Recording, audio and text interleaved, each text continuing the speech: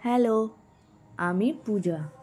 আজ তোমাদের সাথে আমি নিজস্ব কিছু কথা শেয়ার করব। আমি বেশ শান্ত স্বভাবের, অশান্তির জোরে কথা বলা আমার খুব অপছন্দের।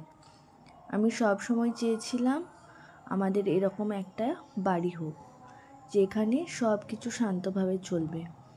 মানুষ মানুষের কথা শুনবে, সকাল হলে বেশি আওয়াজ হবে না, ঝগড়া ঝামেলার সাথে থাকবে না কোনো সম্পর্ক, খোলামেলা হাওয়া খেলবে, চারিদিকে গাছ থাকবে।